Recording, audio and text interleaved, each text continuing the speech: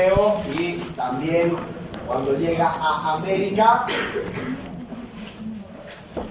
está basado sobre un sistema llamado monarquía. ¿Qué son las monarquías? Las monarquías se basan sobre el concepto silencio de propiedad, donde existe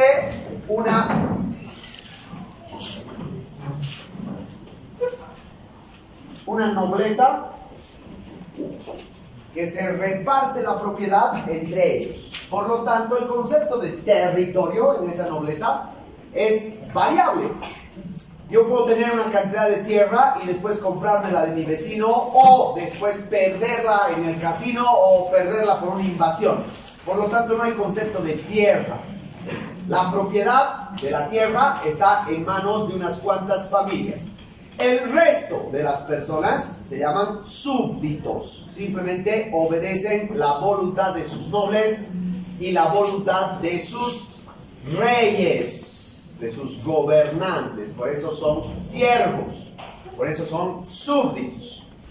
Cuando viene todo el pensamiento de la Ilustración, y eso deriva en primero la Revolución Norteamericana, después la Revolución Francesa y por último las guerras de la independencia en América Latina, se cambia para siempre este concepto de monarquía y se lo sustituye por el concepto de república. Una república está amparada sobre tres conceptos. El concepto de territorio, donde se supone que el territorio de una república o de un estado-nación es un territorio común. Ya no puedes entrar. Es un territorio común. Es un territorio que nos pertenece a todos, aunque no seamos dueños de ese territorio, es parte de nuestra idea común. ¿Qué nos unifica a nosotros como Bolivia, por ejemplo? Nuestro maldito mapa. Ese mapa es lo que nos da conciencia de que somos bolivianos. Ya dejen de fregar ahí atrás. Si no es ese mapa, nosotros no tendríamos prostituta idea de qué es la nación boliviana. Entonces, ese mapa, ese territorio, es lo que constituye nuestro principio de nacionalidad. ¿Sí están de acuerdo, no? Claro, porque si te vas del mapa, ¿qué eres? O eres argentino o eres peruano, o eres brasilero, pero ya dejas de existir como boliviano. Segundo, lo que nos unifica es nuestro concepto de gobierno. Tenemos un gobierno unitario, un gobierno además que, aunque no sea importante, se sustenta sobre el principio de la democracia. ¿Eso qué quiere decir? Que aquí en el Beni y en Santa Cruz compartimos un mismo gobierno. Cuando hablamos del gobierno de Luis Arce, estamos hablando del gobierno de todos los bolivianos. Ya no somos súbditos. Somos básicamente pueblo que elige a sus gobernantes. Y tercero, el concepto de Estado-Nación es un concepto que se ampara en el pueblo. Si Luis Arce Gómez no tendría pueblo, entonces no tendría sobre qué gobernar y por lo tanto no habría nación. La República Francesa y la República Norteamericana, que son las dos primeras grandes repúblicas de la historia de la humanidad, han creado un concepto que hasta el día de hoy nosotros manejamos, y es el concepto de Estado-Nación. ¿Qué es un Estado-Nación? Es un pueblo que comparte un territorio y un gobierno.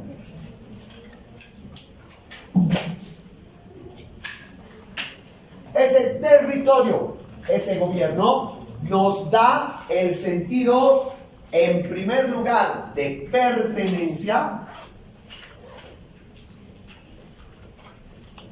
y en segundo lugar, de unidad.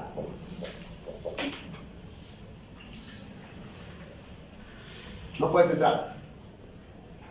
Básicamente, todo lo que es el concepto de república y Estado-nación está amparada en estos tres elementos. Si no fuera por esos tres elementos, no tendríamos ese sentido de nacionalidad. Seríamos como personas que andan vagando en el mundo sin un mapa, sin un gobierno compartido y sin compartir las cosas que nos den sentido de pertenencia, que llamamos pueblo. O si quieren, que llamamos habitantes, si no quieren utilizar la palabra pueblo, que es una palabra bastante rara. Entonces, en esa lógica, fíjense, desde finales del siglo XVIII, se ha ido construyendo en el mundo entero el concepto de Estado-nación.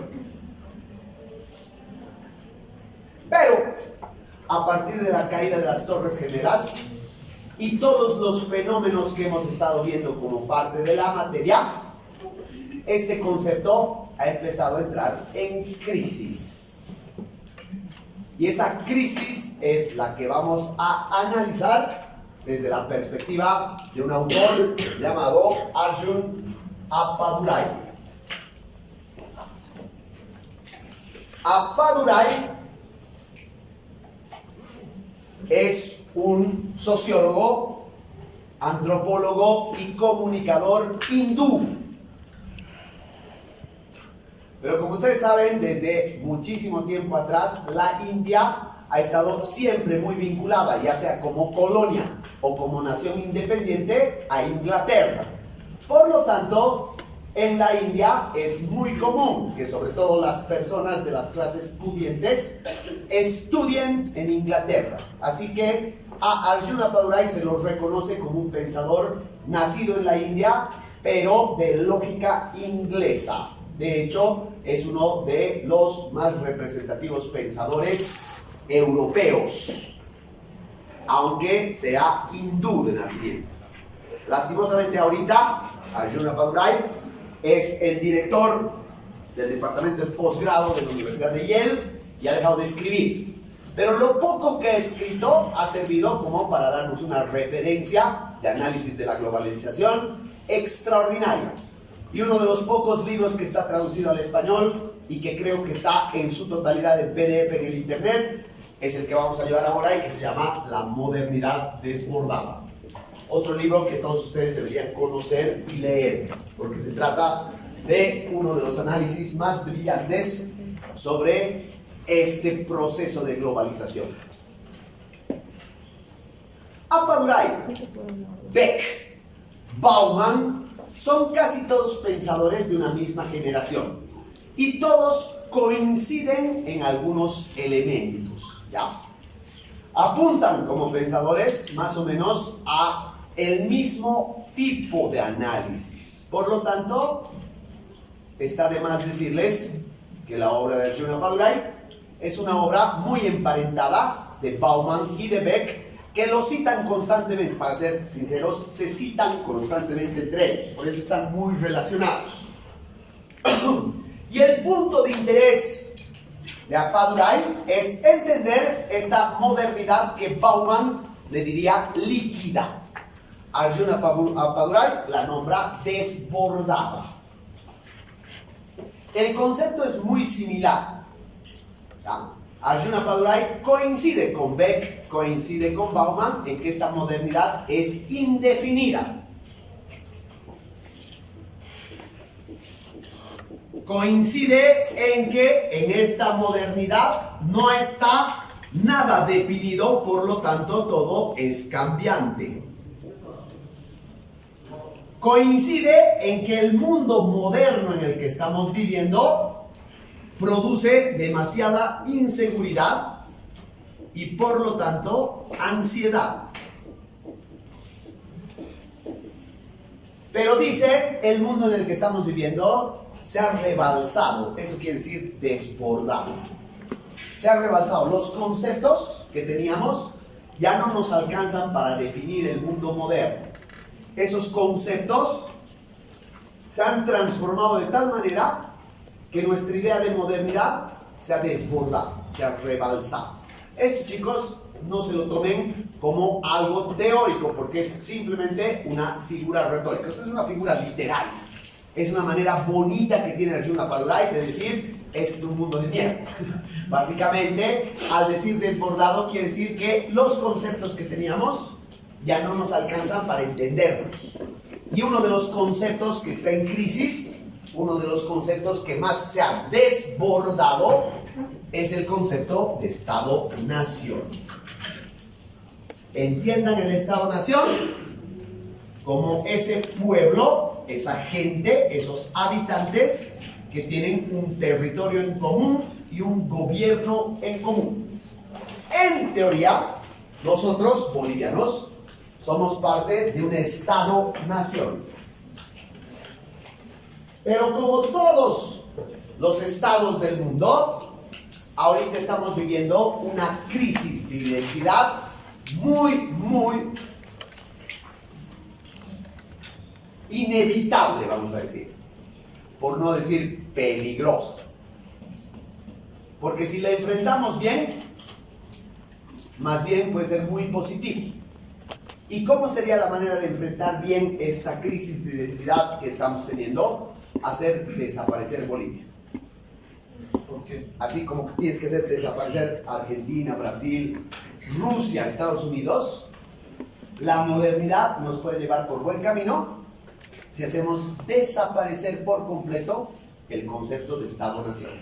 Lo que vamos a decir a continuación probablemente a mucha gente le cueste mucho entender, o probablemente mucha gente incluso se sienta agredida en sus valores más importantes. Pero chicos, les pido apertura como han tenido hasta ahora. Les pido que sean open minds, que abran su mente nomás y escuchen, ¿ya? Y veamos y analicémonos críticamente por qué lo mejor sería que desaparezca Bolivia. Por una sencilla razón, porque Bolivia es un invento absolutamente arbitrario, como todas las naciones del mundo. ¿Por qué es un invento arbitrario? Por esta cosita que nos está molestando. Se llama la teoría del contenedor social. Es una teoría sociológica que se va, de alguna manera, perfeccionando en el siglo XX. O sea, no se olviden que nosotros nos hemos independizado de los españoles en el siglo XIX. 1825 y éramos una república. Pero recién en el siglo XX y recién en el caso de Bolivia en el año 52, hemos pretendido ser una nación unitaria. Hasta el año 52 había un mundo urbano y un mundo rural completamente distinto entre sí. Eso han llevado listo. Entonces, chicos, nuestra idea de Estado-Nación es muy nueva. Es muy nueva. Pero al ser muy nueva, también la hace muy arbitraria. ¿Por qué? Porque estamos tratando de hacer que Bolivia tenga o se adecue a esta teoría del contenedor social. Voy a explicar con calma. Si se pierden, por favor, me interrumpen o levantan su mano y me dicen, me estoy perdiendo. ¿Qué es un contenedor? Un contenedor es literalmente ese frasco, tacho de basura de allá. Imaginen que Bolivia es un enorme tacho de basura, un enorme contenedor. No le llamen basura si no quieren. Si su espíritu nacionalista les hace pensar que eso es grave, ya. Es Bolivia un contenedor. ¿Por qué está marcado ese contenedor? Por el espacio geográfico, por nuestro mapa.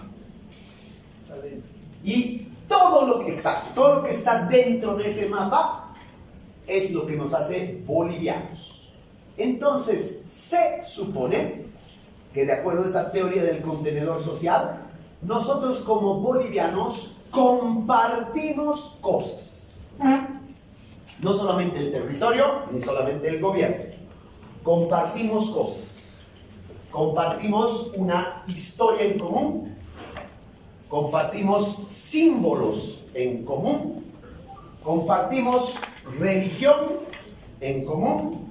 Compartimos un idioma en común, aunque sea redundante. y por tanto compartimos una cultura. Eso nos hace bolivianos. Nos sentimos bolivianos nosotros porque tenemos metido en la cabeza de que compartimos una historia en común, de que compartimos símbolos, de que compartimos religión, de que compartimos idioma, de que compartimos fiestas, de que compartimos música, de que compartimos santos y vírgenes. Yo sé que eso no suena muy bonito, pero más o menos es la idea, ¿ya? Entonces, dentro de esta lógica, lo único que nos identifica como nación es el hecho de compartir todo eso. La pregunta está en, a ver, díganme, ¿cuándo mierdas hemos compartido esto? ¿Cuándo?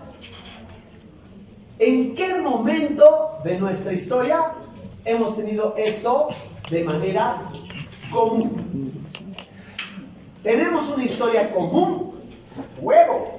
A ver, vayan a preguntarle a los nietos de la gente que ha ido a pelear a la guerra del Chaco y que son del campo, si tienen la misma idea de la guerra del Chaco que los nietos de aquellas personas que han peleado en la guerra del Chaco de la ciudad. La guerra del Chaco ha existido, todos sabemos.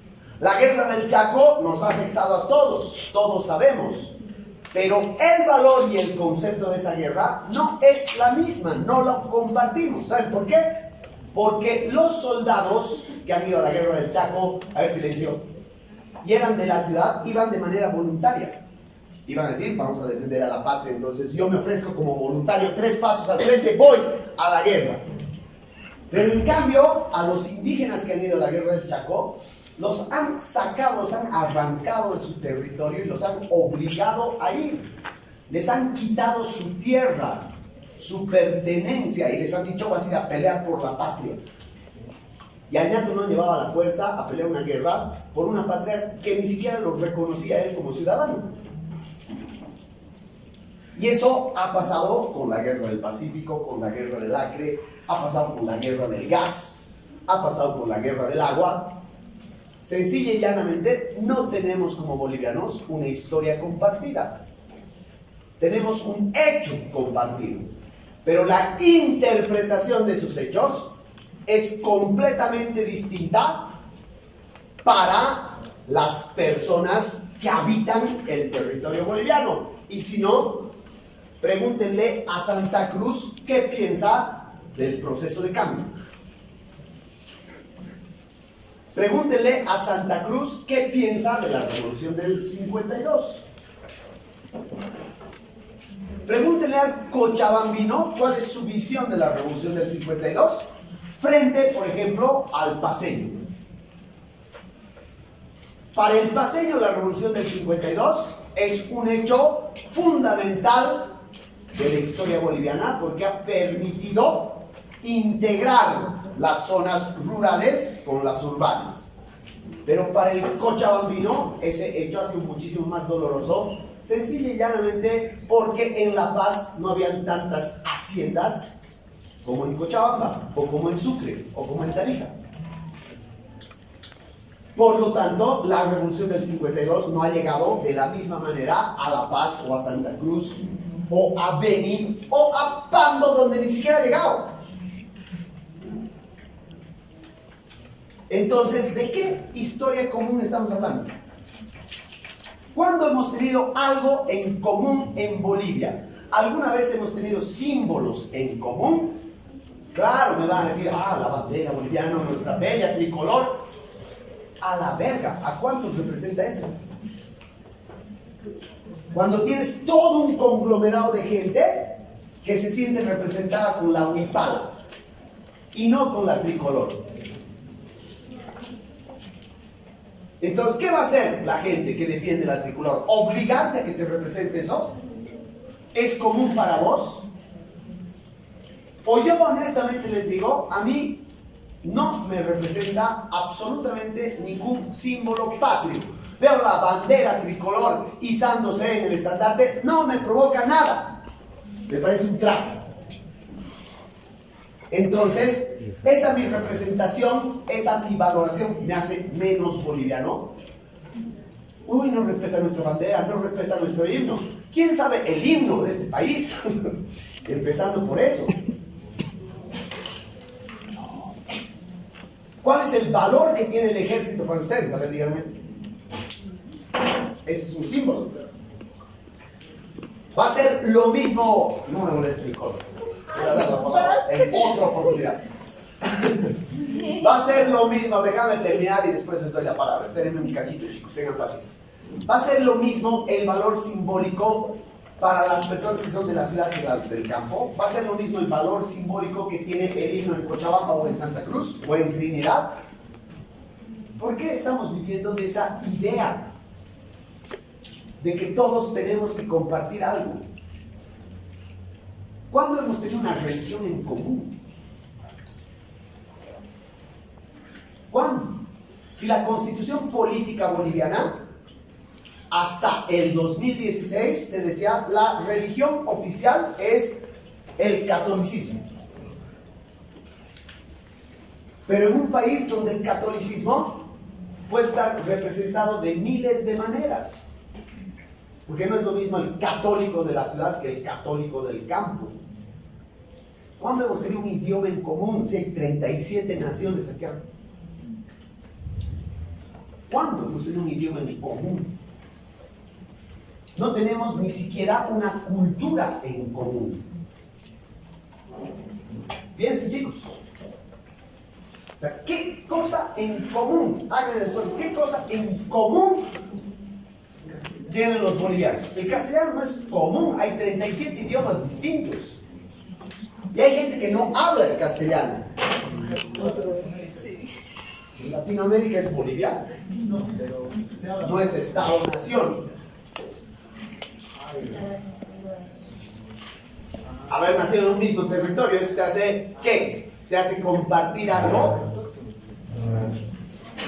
No, es que, a ver, está muy bien tu observación. Dice su compañero, todos somos diferentes, obviamente, pero no se trata de ser diferentes físicamente o ser diferentes en nuestros gustos. Se trata de una base cultural en el cual ustedes, chicos, no tienen absolutamente nada en común con los chicos que están haciendo exactamente lo mismo que ahorita ustedes en Santa Cruz, o en Beni, o en Tarija.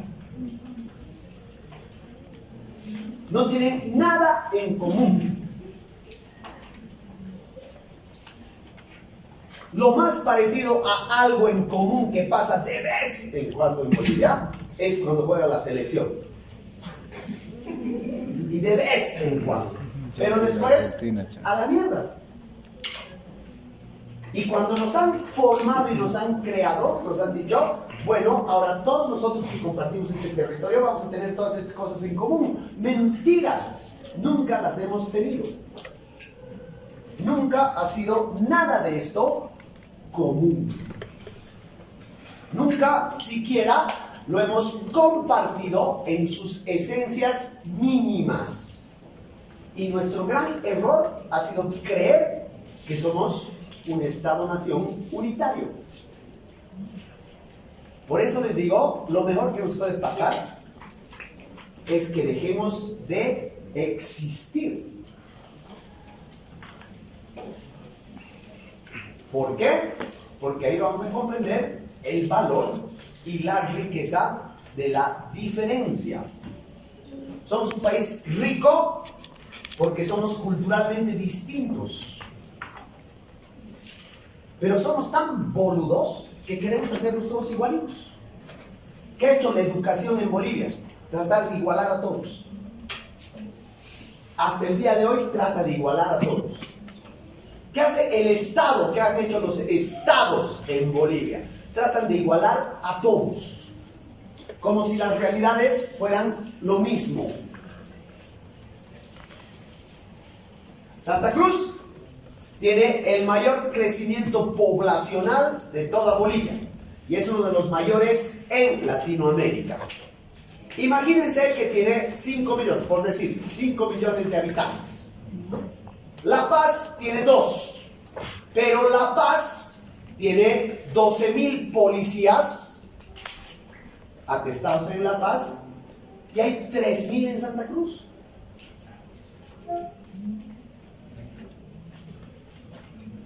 Y el gobierno no quiere hacer censo. Un país donde una ciudad ha centralizado el poder político, económico, cultural, es un país que nunca va a estar unido.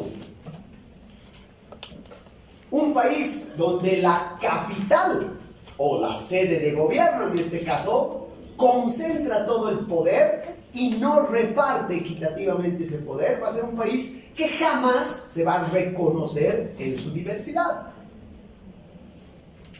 Pues los paceños creen que los únicos escritores que existen son paceños. Por eso, básicamente, la centralidad de La Paz ha hecho que todas las políticas económicas educativas partan de La Paz sin fijarse en la realidad de cada región, sin fijarse en la necesidad de cada región. Porque desde que se ha creado este país, nos han forjado una cultura centralista. Pero eso pasa aquí y en la China. En todas partes del mundo, este concepto de Estado-Nación está en crisis y recién nos estamos dando cuenta. Recién nos estamos cuestionando esto. Ahora sí, pueden decirme lo que están pensando. Nicole. Bueno, licenciado, en la parte donde decía que si no tenemos algo en común, quisiera poder decir o poder preguntarle si es un ejemplo. En el momento que hay marchas, digamos, por lo que Bolivia se independizó, las personas usualmente salen a salir con una escarapela en el pecho. ¿Eso podría ser algo en común? No, porque la escarapela en el pecho sacan simplemente los que viven en las ciudades y se identifican con eso.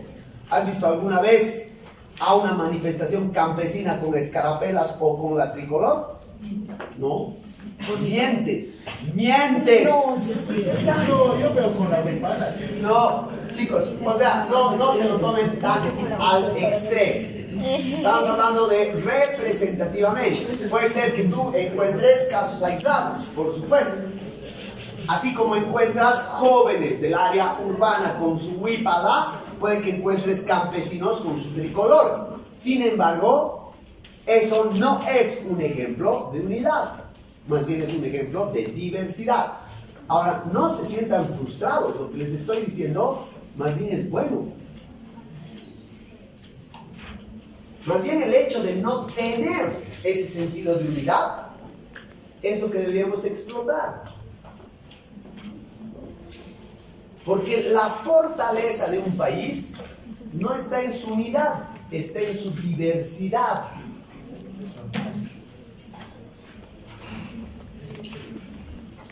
En estos momentos, la teoría del contenedor social, que es una teoría arbitraria, a ver, piensen chicos, la República de Bolivia la han fundado 3 señores chuquisaqueños que lo han convencido a Bolívar y Sucre de crear una nación en base a lo que se denominaba charcas.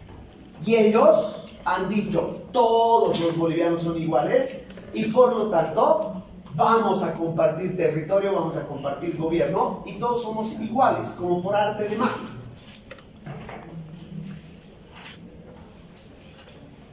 Había un país así antes que se llamaba Yugoslavia.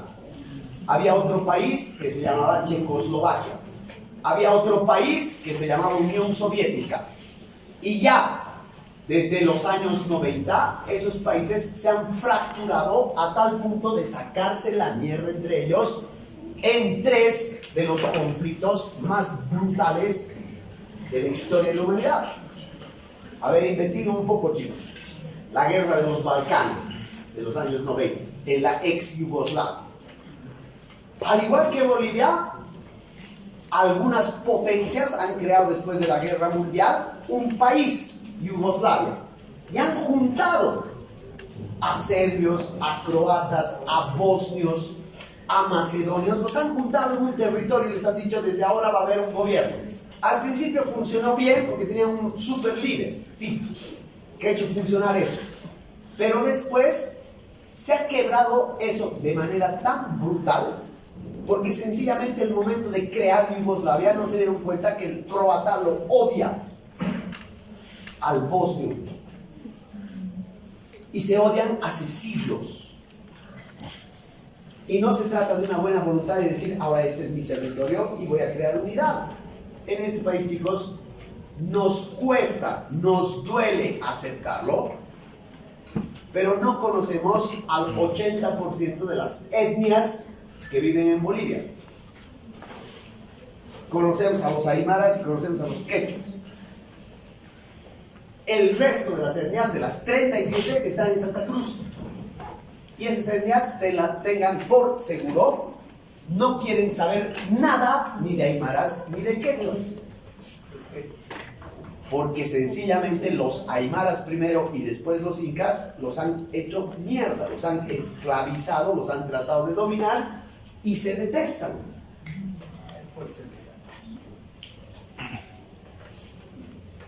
No se puede, esa es la lección de la historia, crear naciones en función de una cosa tan débil como un territorio. Y mucho menos en función de un gobierno. Pueden haber gobiernos fuertes, sí. Pero ahora la globalización nos ha llevado a entender que en todos los países del mundo hay una crisis de identidad. Para decirlo más clarito, hoy, en este mismo momento, al menos un 70% de la población de Santa Cruz no se siente representada con el concepto de Bolivia. Y no es porque sean regionalistas, sino porque sencilla y llanamente no están representados ni por su gobierno, ni por su territorio, ni por su cultura. Son tan distantes de nosotros que sencilla y llanamente no se sienten bolivianos. Lo que no podemos hacer es culparles a ellos de eso. Nadie te puede forzar a eso. Este es un proceso que se iba a dar tarde o temprano y que les está tocando vivir a ustedes, que son los actores que todavía van a tener que permanecer aquí mucho tiempo. Nosotros estamos de salida. Tal vez no veamos lo que les va a tocar vivir a ustedes y lo más seguro es que se dé una fragmentación de las cosas, del concepto de Estado-Nación. Entonces, ¿qué te dice Arjun Appadurai? Empecemos a pensar el mundo global ya no en términos de mapas. O sea, el mundo global ya no se lo puede pensar en términos de territorio. ¿Cómo? El territorio ya no es una forma a través de la cual puedas representar tu concepto de nación. ¿Sí? ¿Mejor? Olvídense por un cacho de que tenemos fronteras. Olvídense un cachito de que vivimos en un territorio. Y entonces empecemos a pensar el mundo global a partir de lo que Arjun Appadurai dice es la principal característica de nuestro mundo: movilidad. Este es un mundo en movimiento. Jamás en la historia de la humanidad se ha detectado tanto movimiento. ¿Qué cosa se mueve? ¿Qué es lo que se está moviendo? La identidad. No, se está moviendo la gente.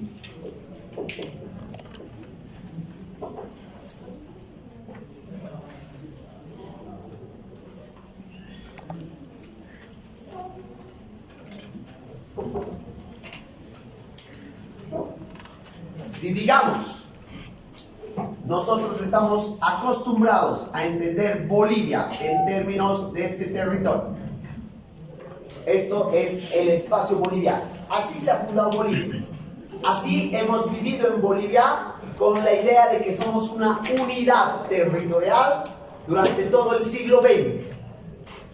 Al finalizar el siglo XX y en los albores del siglo XXI, ha ocurrido un fenómeno que siempre pasaba, pero que ahora pasa más. Y es que la gente de aquí, los habitantes de aquí, se han empezado a mover. Y se han empezado a mover en cantidades importantísimas de gente. Entonces, de aquí, una comunidad enorme de gente se ha ido a Buenos Aires. Otra comunidad enorme de gente se ha ido a Sao Paulo. Otra comunidad enorme de gente se ha ido a Madrid. Otra comunidad enorme de gente se ha ido a Virginia. Y así. Entonces, Bolivia ya no puede ser pensada en este cuadrado. Bolivia está flotando. Porque Bolivia no es el territorio, chicos, es la gente. Es por eso que las elecciones llegan hasta otros países. Vas a levantar tu mano la próxima vez que quieras comentar. Después, a ese proceso de movilidad, dice Arjuna Padurai, anótense bien por favor, es lo que podemos denominar espacios sociales transnacionales. La comunidad boliviana que está aquí en Sao Paulo es un espacio social, pero ya no tiene fronteras, ya no está en el territorio boliviano. ¿Han dejado de ser bolivianos? ¿Van a dejar de ser bolivianos alguna vez? Nunca. La gente que está en Buenos Aires ha formado otro espacio social transnacional. Transnacional porque ya no implica una sola nación. La gente boliviana que está en Virginia es otro espacio social transnacional. La gente que está atestada en Tokio, bolivianos, es otro espacio social. Ahora imaginen el mundo moderno. Cuando nosotros vemos acá que no solamente hay comunidad boliviana, sino por aquí hay brasileños, aquí hay peruanos, aquí hay de Cabo Verde, que están llegando en cantidades y en proporciones enormes. Por lo tanto, estos chicos de Cabo Verde que vienen con todas sus ilusiones a estudiar en este país, existen acá en Bolivia, pero existen aquí también en Cabo Verde. Y esa es la red. Esa es la red mundial. Ese es el mundo globalizado. Una red intercomunicada, no del internet, sino de gentes. La gente que está en este momento en constante movimiento.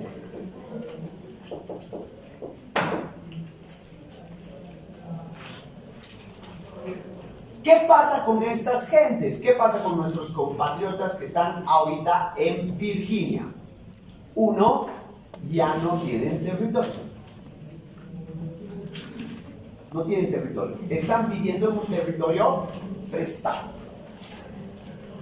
Por lo tanto, ya no son habitantes de esta cosita minúscula, sino que ahora han llevado aquí su concepto de nación. Por lo tanto, es gente desterritorializada. Es gente que ya no tiene un territorio como tal. Lo que les preguntaba hace rato. ¿Han dejado de ser bolivianos por eso? No. Han perdido territorio. Y probablemente, chicos, mucha de esa gente de aquí se migre a otro lado, probablemente, con el tiempo. Fue que haya otra ola migratoria, ya no del boliviano que sale de Bolivia y se va a Virginia, sino del boliviano que vive en Virginia y se vaya, por ejemplo, como ya está pasando, a Canadá. A ver, Entonces, y es gente sin territorio.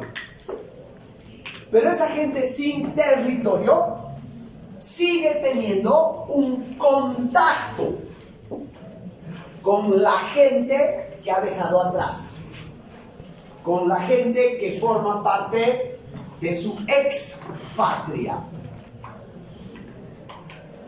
Y ese contacto pasa básicamente por lo económico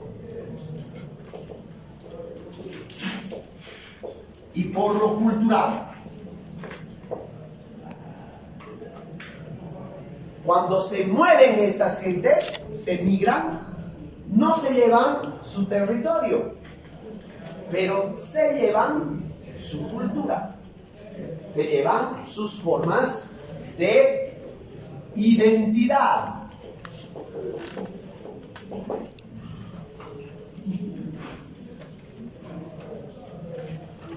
Un migrante que se viene a España no se puede llevar los adobes de su casa, no se puede llevar probablemente su chakra, pero se lleva su música, se lleva su conciencia cultural, se lleva su identidad.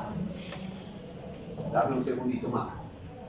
En esa lógica, lo que está ocurriendo es que hay un fenómeno, como dice Appelgren, de inputs y outputs, entradas y salidas.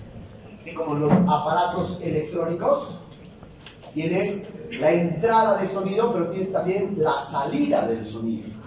Por lo tanto, este es un circuito en el que constantemente están entrando y saliendo bienes de la economía y bienes culturales. Por ejemplo, los migrantes bolivianos que están en Virginia mandan plata a Bolivia, generan plata en los Estados Unidos, generan trabajo, por lo tanto generan consumo, pero tienen una capacidad de ahorro que les permite mandar a Bolivia. Entonces, input y output. A tal punto, chicos, que las remesas de los migrantes bolivianos son el tercer factor económico más grande de Bolivia. Lo que más plata genera Bolivia es los hidrocarburos, el narcotráfico y las remesas. Y después recién está el comercio informal. Los migrantes bolivianos meten más plata a Bolivia que el narcotráfico a ratos. ¿Eso qué significa? Que los procesos económicos se han alterado por completo en Estados Unidos, pero también en Bolivia. Porque como les digo, esos migrantes bolivianos están ahí, van al supermercado gringo, compran el alimento gringo, trabajan en una industria gringa, usan la ropa de los gringos. Por lo tanto, el movimiento económico que generan ahí es un movimiento importantísimo. Pero también mandan allá. México, que es uno de los países, junto con Bolivia, Ecuador y Perú, más migrantes de Latinoamérica, ¿no?, es un ejemplo claro y lo da Ulrich Beck cuando habla de esto. Dice lo siguiente: hay un pueblo que se llama Real de 14 muy cerca de el México de ese pueblito es de donde más mexicanos se van a Estados Unidos y han construido una comunidad en Estados Unidos impresionantemente grande.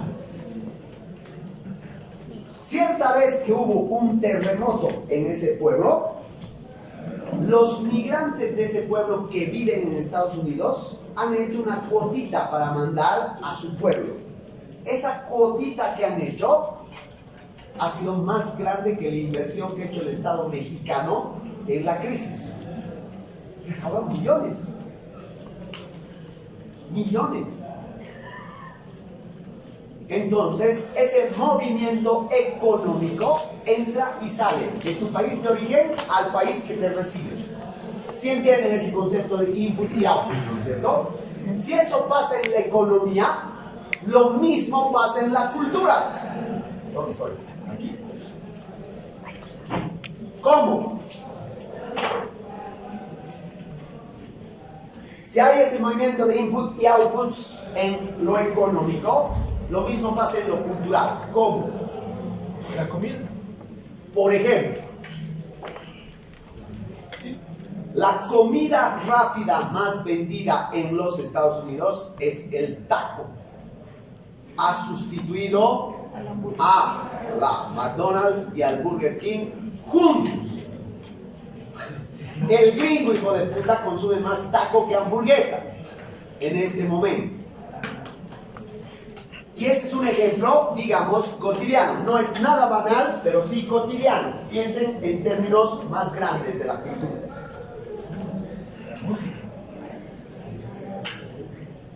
Por ejemplo, seguimos con México porque su población migrante es tan grande que realmente es el ejemplo más importante. Pero toda la música de Los Ángeles, por ejemplo, es de influencia mexicana.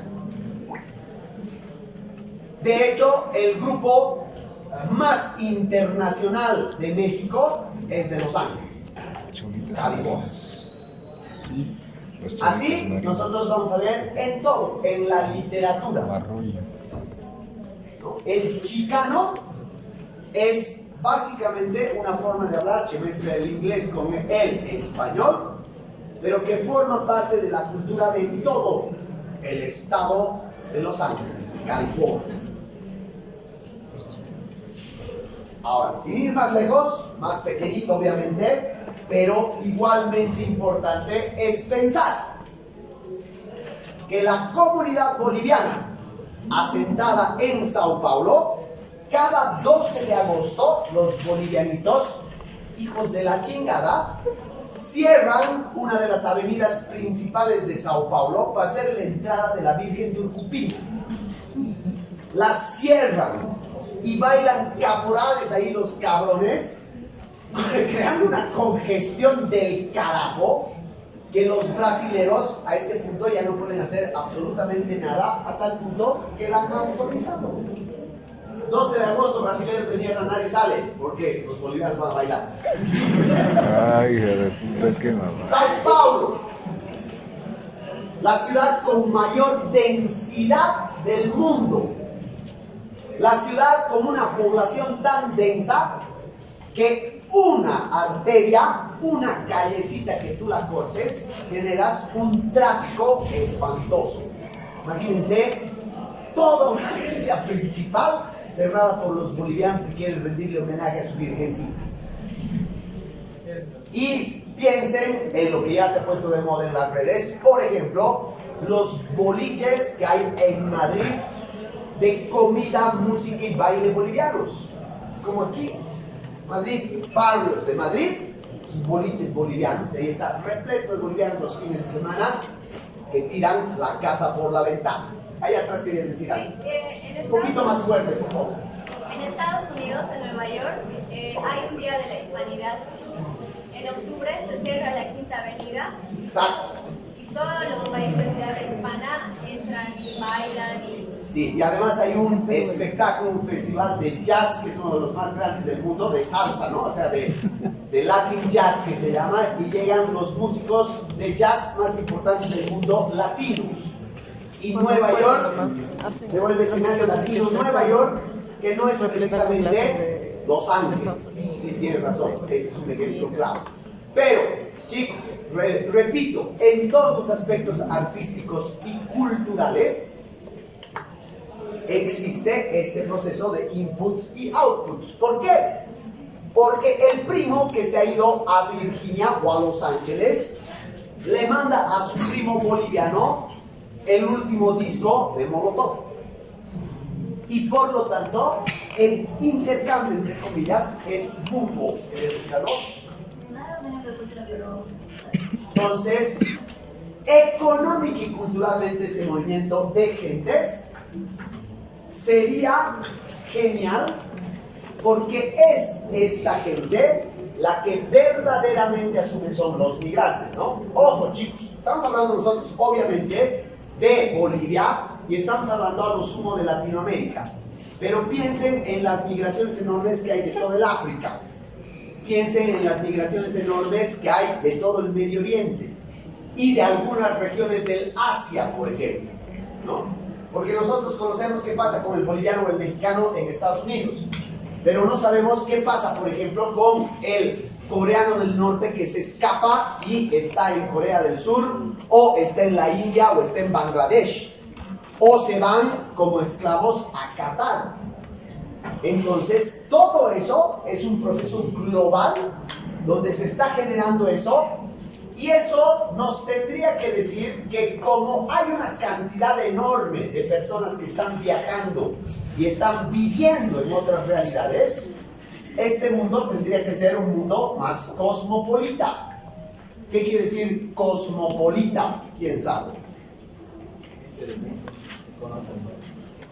¿Qué es una persona cosmopolítica? Cosmopolita.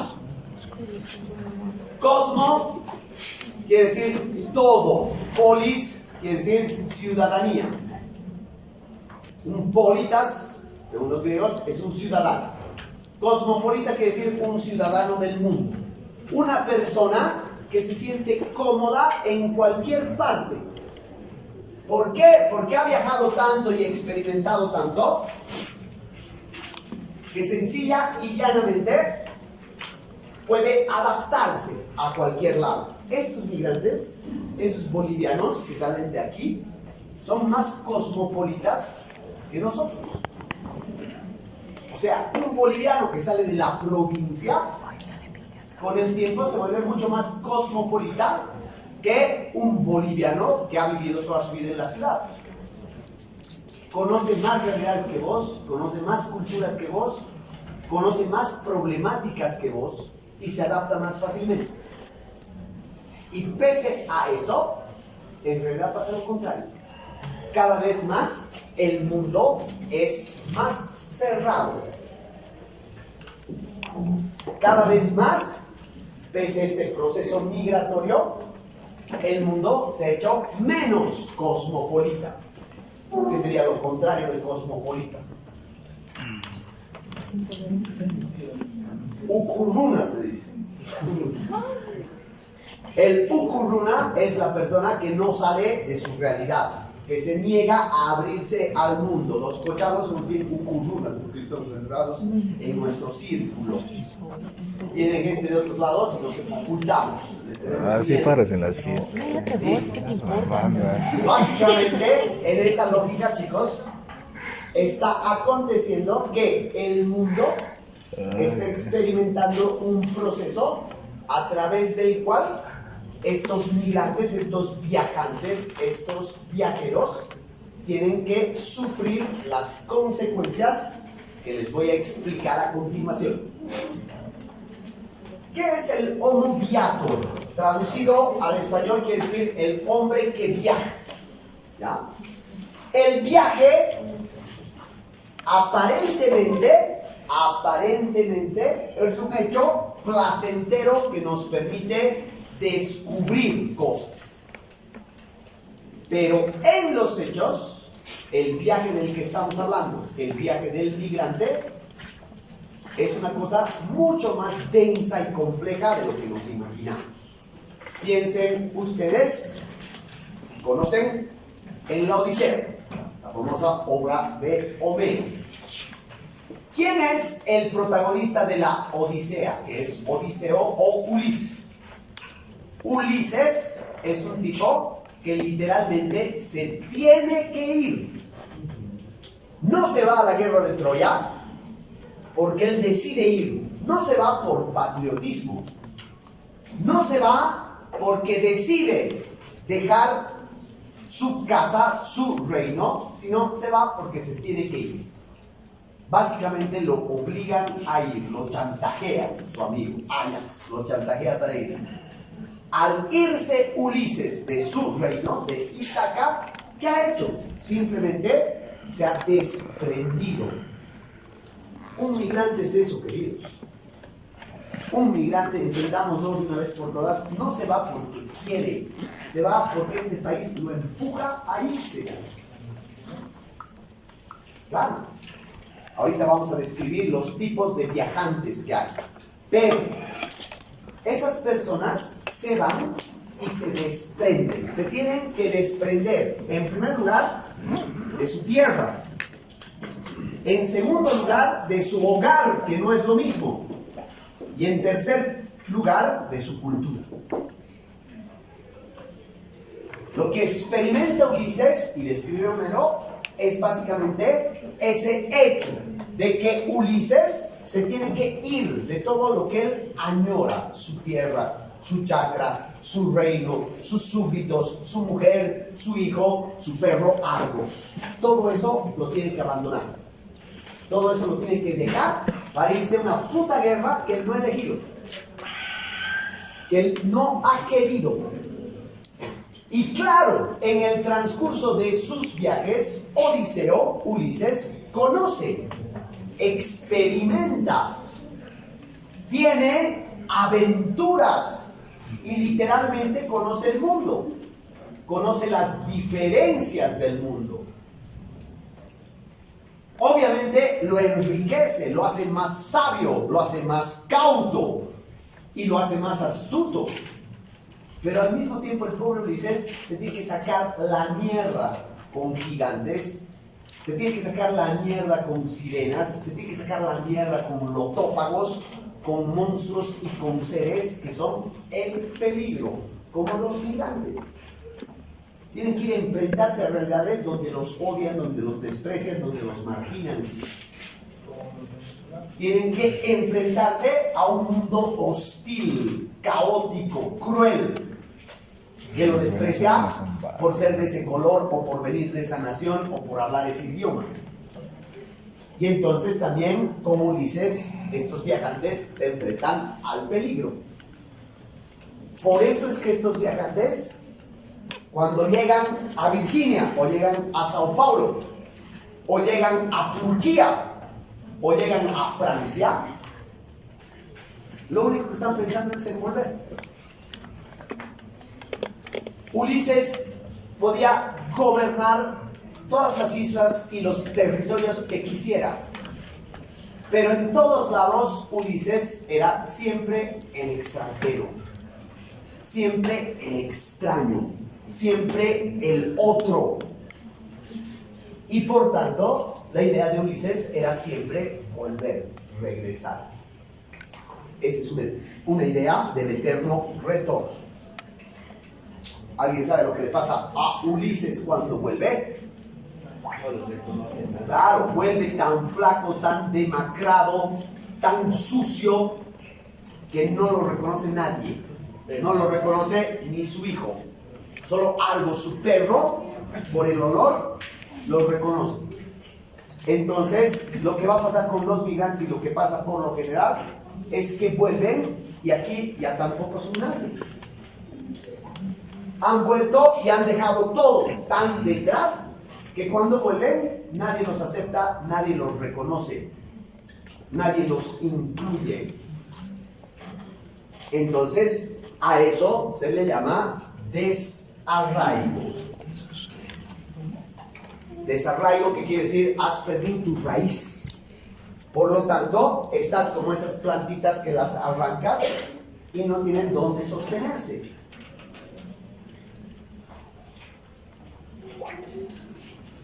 Entonces, curiosamente, pese a que este es el mundo de la movilidad, curiosamente es un mundo en el que se está generando cada vez mayor desarraigo.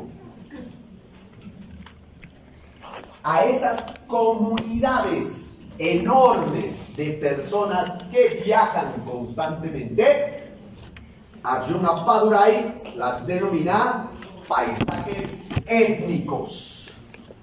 La característica de los paisajes, ¿vas a dejar de molestar o qué? La característica de los paisajes étnicos, o si quieren ustedes, la definición de paisajes étnicos, es esas comunidades enormes, gigantescas, de gentes que están en constante movimiento. Appadurai cree que la característica fundamental de la globalización es la movilidad, el movimiento de cantidades enormes de comunidades de personas. ¿Por qué es tan importante este concepto? Y lo voy a decir una sola vez. Porque estamos acostumbrados a definir la globalización como tecnología o como economía o como cultura. Decimos la globalización es una economía mundial. La globalización es la cultura mundial. La globalización es la tecnología que es común a todo el planeta. No, chicos. Lo que determina la globalización son las gentes. Y la gran mayoría de las gentes en este mundo global se están moviendo. Están en constante movimiento. Están todo el tiempo viajando. Pero lo que tienen que entender también es que viajan por distintas razones. No todos los viajantes o no todos los viajeros lo hacen por las mismas razones. Vamos a hacer una pequeña clasificación para que se ubique. Por un lado está el migrante. ¿Cómo se define al migrante? Como aquellas comunidades que se ven forzados a irse a otros países por condiciones específicamente económicas. Lo que pasa con países como México, como Bolivia, como Perú, como Ecuador. Nosotros somos exportadores de gente. Lastimosamente, como les he dicho hace rato, este país no garantiza, no les da las condiciones a su pueblo de quedarse, entonces los expulsa, los bota. Anda a buscarte tu vida, este Estado no va a hacer nada por ti. No van a mejorar las cosas. No te va a dar trabajo. No sirve de nada tu profesión. No hay espacio para vos. Entonces, fuera, anda. El migrante viaja por razones económicas, porque no tiene oportunidades dentro de su territorio. Están, por otro lado, los refugiados. Generalmente esto pasa con los países africanos o con los países del Medio Oriente, donde la gente se va de sus países porque no se sostiene, es decir, porque por razones políticas, culturales o religiosas ya no pueden vivir en paz en sus países. Como pasa con los países dominados y controlados por el Estado Islámico. Si eres católico o judío, cagaste. Te van a hacer la vida imposible hasta que te vayas, si es que no te matan antes. Como pasa en países del África, donde hay una guerra civil que es cultural, porque los tutsis no se entienden con los hutsis, y entonces los tutsis que tienen el poder y el control del ejército los atormentan, los masacran, los violan, y de ahí tienen que salir cantidades enormes de gente que no pueden sostener por una cuestión cultural. Como pasa en países como Corea del Norte o la China incluso, donde por razones ideológicas y políticas no puedes sustentar tu vida porque no puedes pensar distinto del gobierno. Entonces las cantidades de refugiados se van, particularmente Europa, a buscar un momento en que un estado como Alemania, por ejemplo, les diga, bueno, aquí vas a tener protección y vamos a esperar a que las cosas se calmen en tu país para ver si puedes retornar, y se pasan la vida en situaciones clandestinas y miserables. Miserables. Si nosotros pensamos que los migrantes la pasan mal, los refugiados son el doble de sufridos en ese escenario. Tercero, poblaciones gigantescas de estudiantes. Antes, el estudiante boliviano que se podía ir a estudiar a otro lugar, era lo común. Ahora es al contrario. La mayoría de los estudiantes no se pueden ir a estudiar a otro lado.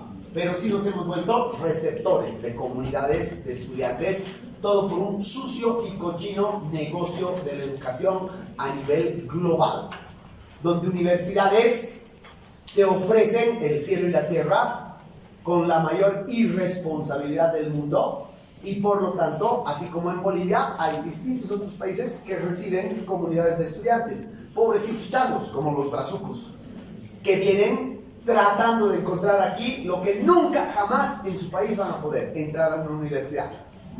No van a poder, no por plata, sino porque ese sistema ya está saturado y los expulsa y los bota y les dice: ah, sí, quieres sacar título, quieres ser profesional, aquí no, ándate a Bolivia. Entonces, así es que se va conflagrando toda una comunidad enorme de estudiantes que también llegan a otros países. Y es otra. Fíjense cómo tratamos nosotros a los de Cabo Verde o a los brasileños. Cómo es ese trato, ese desprecio, ese miedo. No hay diferencia entre los migrantes bolivianos que se van a Buenos Aires y nosotros lo que hacemos con los migrantes brasileños. Así de hipócritas somos. Cuarto, así como hay estudiantes, ahora hay una pléyade de profesionales que también se van a otro lado, sobre todo a trabajar en empresas. Y esto, chicos, es un fenómeno raro, porque pasa, por ejemplo, en los países más desarrollados. Las industrias norteamericanas ya se han saturado de profesionales. Entonces, si trabajas en una empresa global norteamericana, por ejemplo, la AT&T, entonces tiene interés en tantos países que la empresa agarra a sus profesionales, generalmente jóvenes y changos, sin experiencia, y los manda a la China, los manda a hacer negocios a la India, a Singapur, a Tailandia. Y ahí los netos profesionales recién salidos de Estados Unidos se vuelven literalmente esclavos de los gerentes chinos o de los gerentes tailandeses o de Singapur, que los convierten literalmente en ñatitos con profesión y todo, norteamericanos, que simple y llanamente en esos países son esclavos. Médicos, profesionales en ciencia, investigadores de tecnología y sobre todo, fundamentalmente, lo que tiene que ver con la tecnología cibernética, están circulando por todo el mundo, pero están circulando como perros. Y por último, silencio, lo que se denomina los parias. El paria es una persona que nadie quiere, ¿ya? Son gente indeseable. Generalmente por un sistema de justicia bien jodido, los países desarrollados, ¿no?, están expulsando a gente indeseable. A veces, como en Venezuela, ¿no ves?